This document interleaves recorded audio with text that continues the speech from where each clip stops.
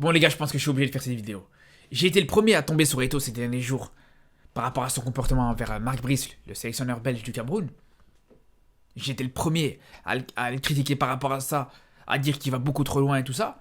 Donc là, bien sûr, quand j'entends que Eto'o est revenu en arrière, il s'est excusé, il a levé sa sanction envers le sélectionneur, franchement, moi je dis juste bravo Eto'o. Bravo Eto'o les gars. Parce que, ok, on sait que Eto'o, c'est le genre de gars à avoir un ego un petit peu surdimensionné, c'est la vérité. Tout le monde le sait.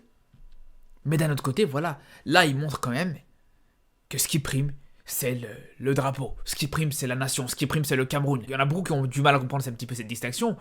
Mais j'ai bien fait la distinction entre le traitement de Eto'o envers le sélectionneur belge et le traitement qu'il a pu avoir envers le ministère et les gens qui travaillent pour le ministère. Les gens qui travaillent pour le gouvernement. Ceux qui voulaient décider à la place de Eto'o, ceux qui voulaient empêcher Eto'o de travailler.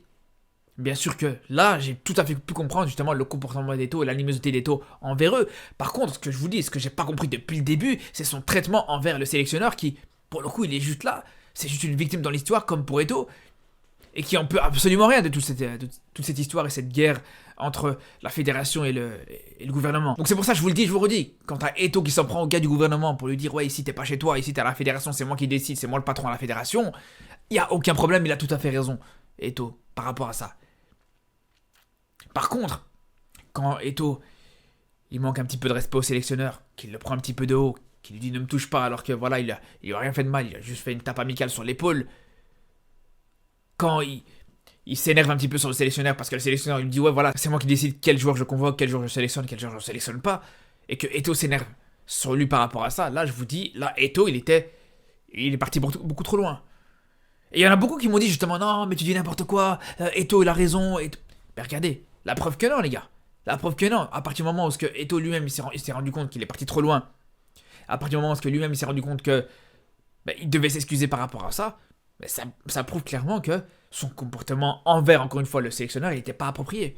Et moi, je vous dis, le fait qu'il s'excuse par rapport à ça, ça l'honore complètement. Non seulement ça l'honore en tant qu'homme, mais en plus de ça, surtout, ça l'honore en tant que président de la fédération. Au final, aujourd'hui, c'est rassurant pour les Camerounais de voir que Eto'o, il est capable de mettre son ego de côté, comme je vous dis, qu'il est capable de pouvoir se recentrer sur l'essentiel, se focaliser sur le sportif, et mettre tout ce qui est extra sportif sur le côté. C'est hyper rassurant.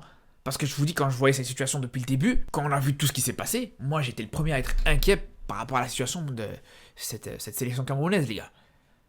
Parce que imaginez-vous, les gars, 2 secondes. Parce que là, je vous ai parlé du traitement de Eto'o envers le sélectionneur, mais au-delà du traitement, il y a surtout la sanction qui rentre en ligne de compte.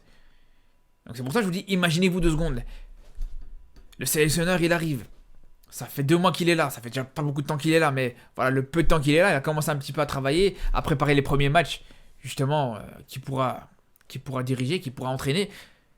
Des matchs qui sont très importants, des matchs de qualification pour la Coupe du Monde.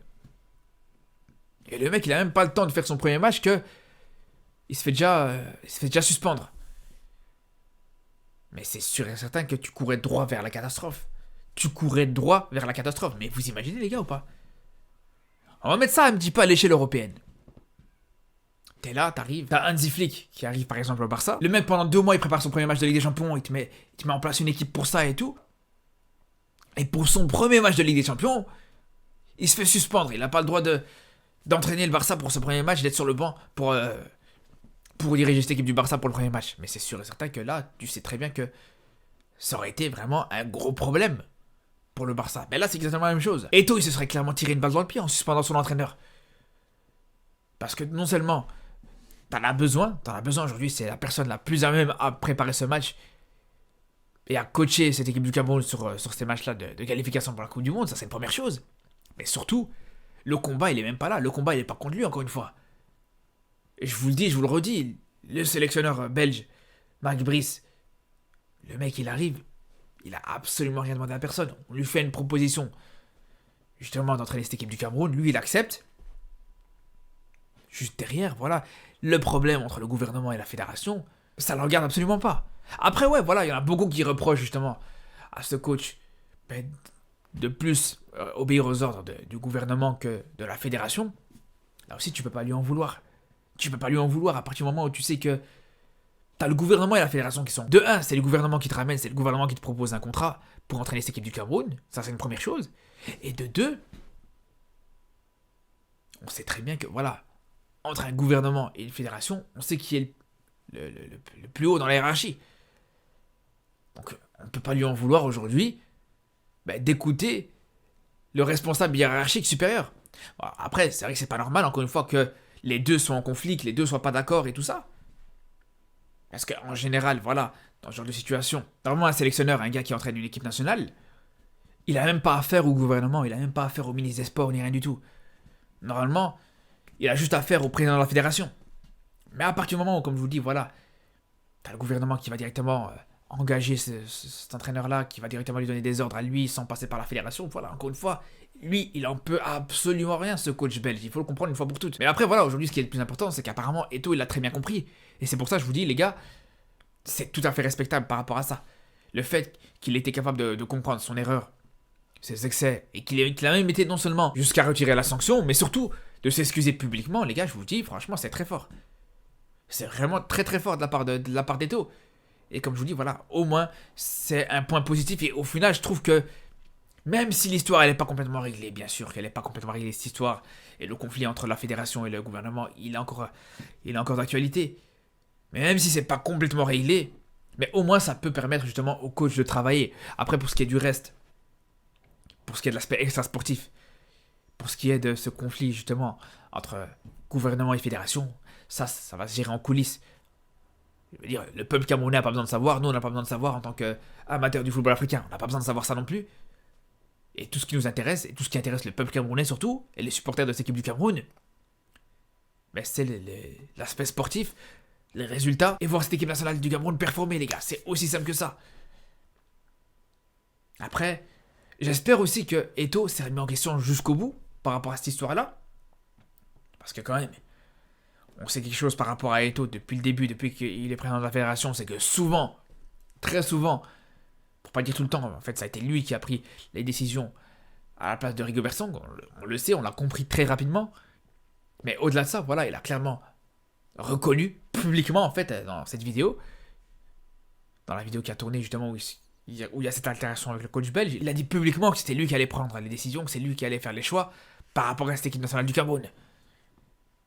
Parce que il justifie ça sur le fait que c'est lui qui doit assumer les conséquences, donc c'est à lui de faire les choix. Mais je vous dis ça, c'est quelque chose qui peut être... Mais ça les gars, je vous dis, c'est quelque chose qui peut être très problématique. On sait que ça fonctionne pas comme ça. L'entraîneur, il doit être à sa place. Le président de la fédération, il doit être à sa place. Et le fait que Eto'o veuille absolument faire des choix justement par rapport à l'aspect sportif, ça peut poser problème encore une fois. Parce que je reste persuadé que c'est ce qui a posé problème énormément sur le passage de Rigobert Song. Même si c'est vrai que Rigobert Song, il était aussi un petit peu limité tactiquement. Lui-même, il était le premier à le reconnaître. Mais au-delà de ça, je pense que voilà, quand tu sais que tu as un coach qui est là mais qui n'a pas les pleins pouvoirs, c'est toujours un problème. Et c'est pour ça que j'espère aussi que par rapport à ça, Eto'o, il sera capable de se remettre en question et il sera capable de faire confiance au coach et de rester à sa place en tant que président de la fédération. Parce qu'au final, voilà, Eto'o, on est les premiers à le défendre. Sur le fait que lui-même, il subisse justement le fait que le gouvernement ne reste pas forcément à sa place, que le gouvernement veut rentrer dans ses choix en tant que président de la fédération, mais lui-même, c'est comme ça qu'il agit. Lui-même ne reste pas à sa place, lui-même veut rentrer dans l'aspect sportif, veut rentrer dans un rôle qui lui appartient pas forcément. Donc peut-être qu'il faudrait commencer par là. Peut-être que s'il commence par ça, ça peut être le début de quelque chose d'intéressant. En tout cas, voilà, franchement, cette histoire, elle a eu énormément de rebondissements, même si on se rend compte qu'au final, ça finit plutôt bien. Donc c'est une bonne chose. On espère justement que ça finira avec des victoires justement pour les matchs du mois de juin pour cette équipe du Cameroun, pour que ça se termine de la meilleure des manières. Mais surtout, on espère vraiment qu'il n'y aura plus forcément de rebondissements négatifs par rapport à cette histoire-là. Parce que je vous dis, les gars, on peut me dire ce qu'on veut, on peut me dire, ouais, non, mais ça te regarde pas, t'es pas camerounais, t'es pas ivoirien. Il y en a beaucoup qui m'ont dit ça. Mais les gars, moi je vous le dis, les gars, j'ai beau ne pas être camerounais, moi ce qui m'intéresse, c'est pas le Cameroun. Mais c'est l'avenir du football africain, les gars. C'est aussi simple que ça. Ceux qui me connaissent savent bien que c'est sur ça que j'insiste tous les jours quasiment. C'est sur ça que j'insiste sur quasiment chacune de mes vidéos. Donc vous pouvez me dire ce que vous voulez, vous pouvez me dire ouais non ça te regarde pas. Moi bien sûr que ça me regarde. À partir du moment où tu as une grande nation comme le Cameroun qui est peut-être, comme j'ai souvent dit, la plus grande nation de l'histoire du football africain, c'est sûr et certain que ça concerne toute l'Afrique. Vous me dire ce que vous voulez. En tout cas, voilà, on se dit à très vite pour une nouvelle vidéo et surtout d'ici là, prenez soin de vous.